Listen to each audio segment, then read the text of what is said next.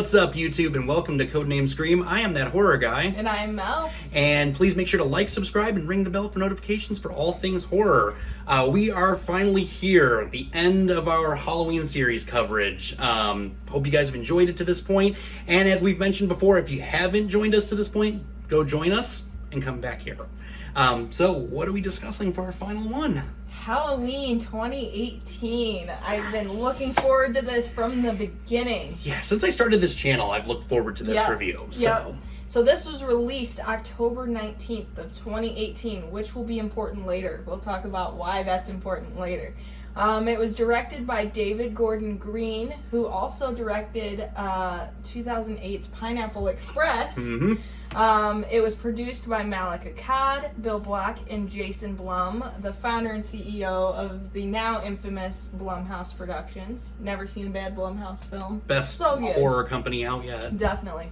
It was written by David Gordon Green, Jeff Bradley, and Danny McBride, who you know from also Pineapple Express and Tropic Thunder. And Eastbound and Down. Yep. So that's weird, but it worked. Yeah, so. This worked. Music by our good old buddy John Carpenter, his son Cody Carpenter, and Daniel Davies, who you may know from CKY, and he's also the son of the Kinks guitarist Dave Davies. That's awesome. Yeah, so let's talk about the budget, as we always do. Yes, so there is not a conclusive number on the budget. It's estimated between 10 to 15 million for the budget. I have not seen anything or seen it in the documentary. If anyone may know the actual number, please sound off below and let us know. We looked in all of the internet. Can't find anything on this, so we're going to put it at the estimated 10 to 15 million. However, this movie raked in $255.8 million total, and though it was only a few years ago, I still adjusted it to our 2021 inflation and has it currently sitting at $269.8 million. This was the highest grossing film in Halloween series. It's actually the highest grossing slasher film of all time, knocking out Scream, which had knocked out Texas Chainsaw Massacre in 1974. It holds multiple box office records. It was a phenomenal success. This movie was incredible on a box office standpoint, as well as a critic standpoint as well, which we will get to here a little bit later.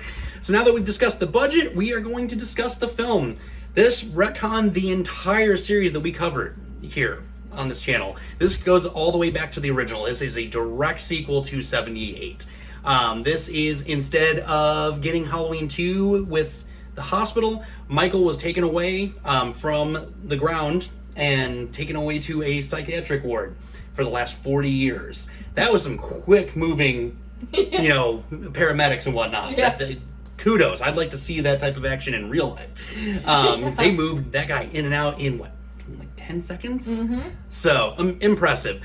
We are following Aaron and Dana, who are a podcast couple, and they are going to go and try and talk to Michael and get something out of him. And we are greeted with our Dr. Sartain, who's the new psychiatrist that took over for Loomis. He actually was the protege to Loomis, worked with him, so that's where our connection there was. And so they take them out to the grounds where everyone's at, and Michael's there. And we see him unmasked, for real. Yep. And it is Nick Castle, who was our OG Michael Myers, which was awesome. And the thing I really loved about that is there's actually the scar in his neck from where she stabbed him. Yep. So that was a real neat thing. And he's our oldest Michael to date. He was 70 when they shot this. Yeah, and you can tell. Yeah, he's looking a little rough in there. But, so they're trying to talk to Michael. Aaron's just doing everything he possibly can. And the dogs and the people on the grounds are starting to get rowdy out of nowhere when the tensions are rising. And he takes out the mask from, it's a replica of the 78, but it's meant to be that mask. That's how you do a Halloween mask right there. Exactly. That is how you do it. And when they pull it out and he's just screaming, he's like, say something. We go into the epic intro. I screamed and cheered in the theater when this happened. It was so awesome and loved that. Yep. So now we are following Dana and Aaron, and they're going to go and try, and now that they've failed at talking to Michael, they're going to go to the next source, Laurie, 40 years later is suffering from PTSD, massive alcoholic, kind of like what we saw in H2O, but way more on the sauce here.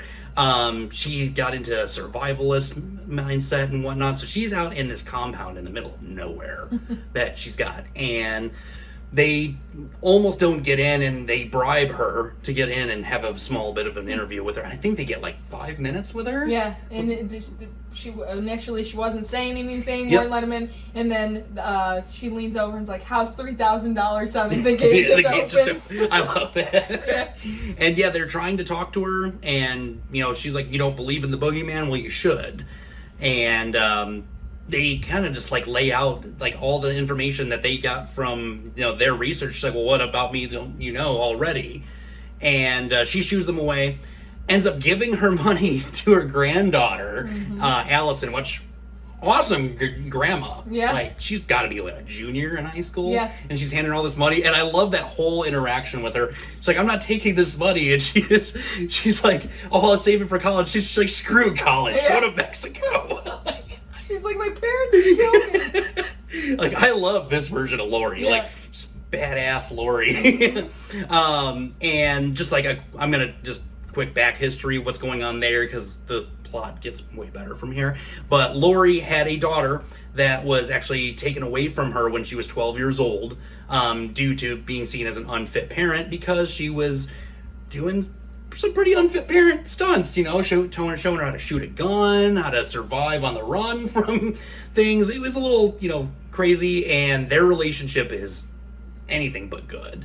And she tries to keep her from Allison all the time. So, like, the fact that they had to, like, meet in secrecy and whatnot. So they're transferring Michael from one facility to another, because we know how well that worked in every attempt up to this point. And Laurie's there, hitting the sauce behind the wheel, awesome job, and has a gun, and it looks like she's going to try and shoot him, and then she ends up just screaming. Cue to dinner, and Allison's at this dinner with her boyfriend and her parents, and here comes Laurie stumbling in. "I'm sorry I was late, I didn't get this invite." Grabs her daughter's wine. Grabs the wine, just like, shoves it. I saw him, and like freaking out and all that. And they're like, "This is why we don't invite you to anything." And just like going off on her. Poor Laurie. So Michael, big shock, the bus transporting him crashes, and we've got inmates, no longer around. They're floating around, and a son and a dad end up getting killed, which was sad. That whole scene leading up to it was really sad. And he kills them to take their car and go to Haddonfield. And we're in Haddonfield. He sees Aaron and Dana at Judith Meyer's gravesite. He follows them to a gas station where he wrecks the gas station attendant. Just completely destroys him. And Dana is in the bathroom, and he comes over and drops the teeth of the gas station attendant over. That was so brutal. And then he's going after her, and Aaron hears the fight going on, comes in. He tries to beat him with a tire iron, and ends up getting just smashed into the wall multiple times, and that hurt. He got smashed into the stall multiple times. Like, my head hurt watching that whole scene. He was kind of annoying though, so I was like, yeah, whatever. no, he had it coming. And then we get a very slow death for Dana, strangling her and cracking the neck and whatnot. And then Michael reunites with his mask that's in the backseat of their car. And that was an awesome moment. Yeah. Then we end up going into a party at the school, like some type of like Halloween costume party thing, where Allison's boyfriend gets caught cheating, and he is an ass. Yep. Like, that guy, he was terrible. And that whole scene going up to it. But we get Julian and Vicky are introduced during this point too. And those are some of the highlights. Julian's this is like a little loudmouth, like 8-year-old kid, and he's just like smack talking. He doesn't want to go to bed because he says that there's something in his room. And Vicky's like, "There's nothing in your room." Slams the door, something's hitting it, and she opens it up. There's Michael. That was, though it was coming, it was still kind of like, ah. she sacrifices herself so that Julian can get away. And I love that moment where he's like, Dave, go upstairs, someone can kill you. Like, trying to get her boyfriend to go up. That kid was one of the highlights of this movie. So foul-mouthed. He's hilarious. Yeah, that killed me. That kid is awesome. So Allison leaves the school dance and with a friend, and he gets killed brutally. He gets his head through the stake of the gates. That was brutal. After he just professed his love and got denied. Yeah, and the thing I liked about that scene was the lights in the backyard going off and on, and you don't know when Michael's coming up. That was, love that. But during the Julian, Vicky, whatever, the sheriff, who is actually the sheriff technically from the first movie, his son, and whatnot, they get the call, so Laurie shows up there with him, and she sees Michael and actually shoots him in the shoulder. So then Allison, when she sees her friend, finds him dead, and then Michael's coming after her, and the sheriff and Dr. Sartain end up saving her. But then it turns out Dr. Sartain's actually loose cannon. Crazier than Loomis. Crazier than Loomis on the sauce, even. Not as epic, though. No. Not as epic. Turns out he wants to see Michael in the wild. And this whole entire thing he's had set up from the get-go. And so he attempts to kill the sheriff. And Michael's in the back seat of the cop car because they wrecked him for a moment there. Yeah. And put him in the back of the cop car with Allison. With Allison. Yeah, with Allison. And then Sartain puts the mask on for a moment. That was a weird choice. It was creepy. Yeah, and he threw the mask back there, and then he's talking to Michael. And then she tries to play it off that he said something to her. And says his sister's name, and he wakes up. And it's like, what? Yeah. But Sartain gets his with one of the nastiest kills in Halloween history. Yeah. With his head just getting stomped in. That was my favorite kill in this movie. Oh, yeah. It was just so cool. Bar none. This was the coolest kill by far. It was brutal to watch it. And there's police that are dispatched outside of the house and whatnot, and Michael takes care of them as well. We get to the house. We've got Laurie with her daughter, her husband, and now Allison's with them and whatnot. Michael kills the husband. And then we get an epic back and forth with Laurie and Michael for a while. Back and forth. She blows half his hand off with a shotgun when he comes through the window at her, which, ow. I love that she's not afraid of him anymore. Yeah. She has, no fear at all. Zero fear. It plays it off like she's going to die for a minute there. But then she plays him because he looks over the balcony and she's gone. So it's like, oh, hey. And she pops up behind him. We get it.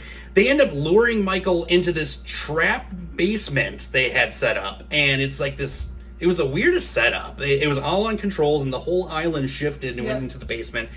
And I love that scene because Michael's going after her daughter and Allison, and then her daughter's playing off like she's like, I can't do this, I can't do it. It's like, gotcha, pops him. So she shoots him in the jaw, he falls down, they get upstairs, and turns out this whole house is booby-trapped. Oh, big time. Big time, from day one. Now, this is how you really blow a budget, let me tell you. Now, this is how you properly blow a budget. And they even say, they're like, oh, this house was, my trap, but it's actually was a trap built for him this whole time. And he's just out there watching them as the house is just triggered to set on fire and blow up. Michael's getting set ablaze. They get away. Laurie passes out and they carry her out. Allison runs to the street, finds and hitchhikes a truck. They get into the bed of the truck. We get a knife in Allison's hand. We cue to the burning house, and that was it. Unless you hung up for the post credits, where you hear Michael breathing. Yep. And that was the end. Yeah. So,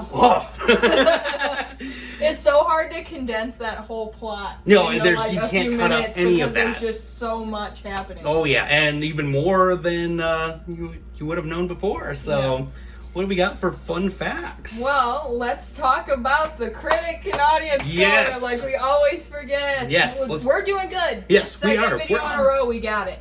We're getting maybe third video in a row we got it. Either way, we're getting a hang of this, right, guys? We're getting a hang of it. And we have to talk about what people thought about this movie because for once, almost everyone loved it. Yeah, I've seen few and far between where they don't. Yeah, this is the highest scores on Rotten Tomatoes in the entire Halloween franchise. As well as, with that being said, history. Yep. So critic score is a high 79%. Rightfully so. Which critics are hard to please. So 79% is very high. Anything over 50 I consider high for a critic score. Oh, absolutely. Audience score still pretty high at 70%. Those 30% just... You don't have taste in movies, Yeah. it's okay. So now we'll talk about a couple fun facts and then we're going to do something we haven't done yet. So... the beginning of this movie was originally going to be a recreation of the 1978 film's ending. But David Gordon Green decided to do something fresh and different and a side of Michael that no one had seen before, which I think was a good move. And then I talked about earlier how the release date was important. It is Michael Myers' birthday. Yes! So I thought that was awesome. So that's really all I have for fun facts per se. I just want to talk about now things you might have missed in the film because there were Easter eggs galore. Oh yeah, this in one was movie. loaded. I'm going to talk about a few, some obvious, some not so obvious, but they're just so many. So if you caught some that I don't talk about, put them in the comments. Yeah. Let us know. School us a little bit. I had to cut down this list because this would have been like a 2-hour video because there are hundreds, literally hundreds of things just hidden in this film. So let's get into them. So the one of the first ones I noticed that I didn't like look up on the internet, in the kid's bedroom there is a lamp, like a rotating lamp, and it's got a clown with a knife. I didn't see that. So that was pretty cool. That's cool. The gas station you see is, you might recognize, it is the gas station from Halloween 4 to a T. I thought so. Even down to the icebox. I thought so. Everything is the same. So that is one of the first nods to the originals that we get. Let's see. When Allison is sitting down in the classroom, looking out the window, this is one of my favorite things that I saw and I was like, yes. So when she's sitting in the classroom looking out the window and you see just Laurie standing there. And that is the very first thing where you notice throughout this whole entire movie, Michael and Laurie's roles are completely reversed. Yes. Another thing that's maybe not a nod exactly, but at dinner when Laurie's having her big breakdown and just losing slamming her mind, wine, she refers to Michael as the Shape. Yep. And that is the first time that you think Michael's referred to as the Shape, but in the original 1978, Nick Castle is not credited as Michael Myers. When you see the credits rolling, it's the Shape. Mm-hmm. So I thought that was interesting that's the first time in this whole franchise that he's brought up as the Shape, because he's always Michael or the Boogeyman, and the first time that it's brought up is in 2018. Right. After all this time. And even in Halloween 2, they have him credited as the Shape, even though we knew his name. And he's never called the Shape. No. So that's kind of interesting. Another nod to Halloween 2 was the recreation of a lady in a pink bathrobe making a sandwich. So in Halloween 2, you get Mr. and Mrs. Elrod, the old couple. She's making him a sandwich. That's how Michael acquires his knife in Halloween 2. And much like that, in this one, lady in a pink bathrobe making a sandwich. That's how he gets his knife. That whole scene, I did leave out a lot of that because we had to condense somewhere. Oh, absolutely. I did leave out that entire killing spree. That part with the baby crying, that everyone in the theater I heard screaming, crying, like, oh my gosh, because you think he's going to stop at that crib. Whew. Yeah, that had me, yeah. Next thing, when Laurie's running down the street, warning trick-or-treaters to get inside and yelling and acting like the crazy old lady that works at REI. You notice 3 trick-or-treaters that may look very familiar. They are wearing silver shamrock masks and the classic 3 characters of in Halloween 3. So that I liked. Yep, that one I appreciated a lot. That was one of the ones I really noticed. Like as soon as it happened, I was like, oh. That was one of the few I picked up on right away when I first saw it. I was like, yes. Yep. Another really obvious one, Allison has a friend, Vicky, who's babysitting the awesome little kid that we talked about, who is afraid of the boogeyman, much like our old buddy Tommy Doyle, who was also very afraid of the boogeyman.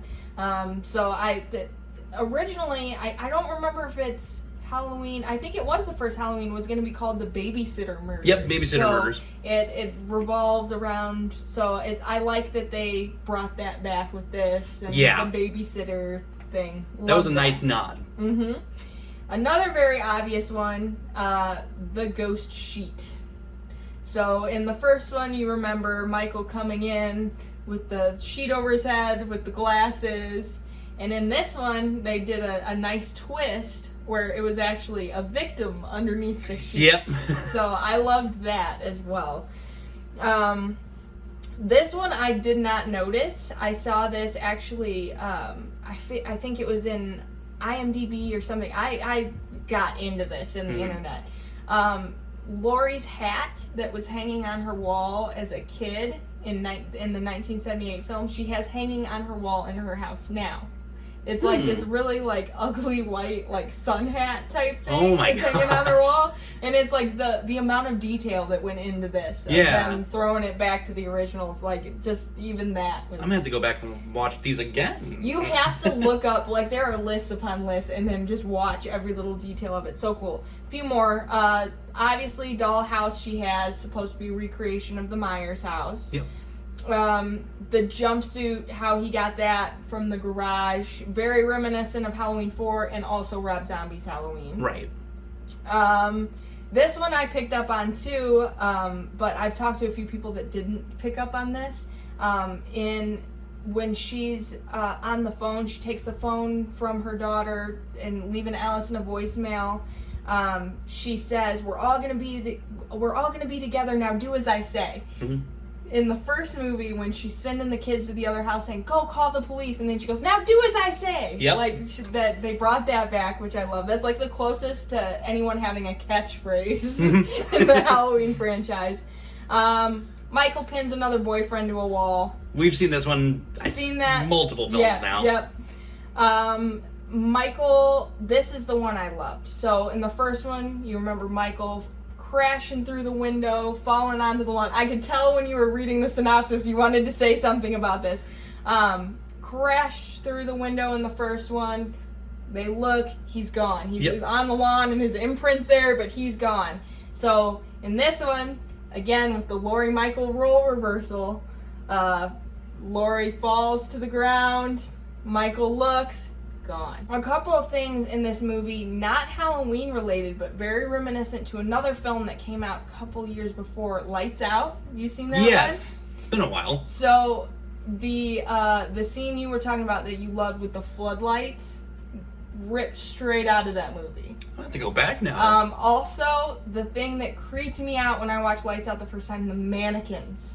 Yeah. If you remember at the beginning, it's just like almost a straight rip-off. I'm done blabbing about things. That's all that I found. Like I said, if you found other things similar to the old movies or even similar to other movies you might have seen, put them in the comments. Let us know. Absolutely. And I think we know how you felt about this movie. I love this movie so much. You can't tell from the source of knowledge we just provided. I deep dove. Like I always do research when we do these videos. I went down a whole rabbit hole with this. I love this movie. My favorite Halloween movie, other than the original. I would almost put them at a tie. But just the OG, I still got to give it to. But yeah. I love this movie so much. One of my favorite movies of all time. Yep. So I love the casting. I love Judy Greer being in this movie. Judy Greer's awesome. Of course, Jamie Lee Curtis. You know, but yeah, the casting was great. I had no complaints of anyone in this movie. It was the perfect movie. Like you couldn't have done it better, in my opinion. No. So.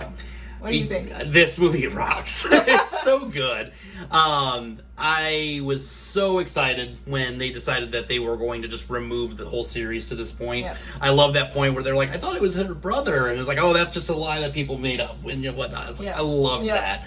I also love the casting. This was amazing casting. You know, there were a few bigger names in there, but we did have a couple, you know, from the original that came back. I loved the music. Yes. The music was phenomenal. John Carpenter came back and just revamped an already perfect score and made it so much better. And his son with the guitars and everything, just everything was so perfect musically with this. I actually listen to that score regularly when I'm driving. Like, it's just so good. The cinematography was phenomenal. There was no loophole, I felt like, whatsoever with the storyline. It felt fluid from start to finish. And it runs pretty long for the Halloween film, and it didn't feel like it did. Whatsoever. It was beautifully paced, beautifully written. I can't really rant more about this movie, about how awesome it is, really, you know? There's so much good coming out of this. And it was surprising, coming from the people that made the film. Like, you would not have expected a horror film of this caliber to come from Pineapple Express. And Eastbound and Down. Like, it blows my mind. Like, they made this arguably the best sequel. Definitely. You know, hands down. Like I said, we both have our favorites within the series, but without a doubt, this one sits right up there as top shelf with the first one. But you gotta keep the OG separated. If it weren't for that one, we wouldn't have had this. And I'm real excited to see what we see with Halloween Kills and Halloween Ends. Oh, me too. You know, we will be covering that come October. When Halloween Kills does get released, we will come revisit Haddonfield one more time and join in with you guys. But this was great getting to do this series. You know, first series together. What did you guys think of this one and all the films? Let's just talk. This one's gonna be a little bit of a longer episode. So what did you guys think of just everything, the whole series, this film rocks. So now we are done with the Halloween series. We are done with Slashathon. That whole first era of Codename Scream is over. We are now going into a whole new thing. We've got some ideas coming up around the corner here. We won't talk too much about quite yet. Some exciting things being worked out. Some fun themes. But I will say the first series that we're going to run starting next month is our found footage series. So we are starting, with that being said, next Tuesday with the Blair Witch Project. Yes. My favorite movie of all time. I'll let you guys know that. Little, I was going to wait, but you guys get a secret peek. A little bit of sneak peek on this one. My number one favorite movie of all time. So until next time, scare you later, YouTube.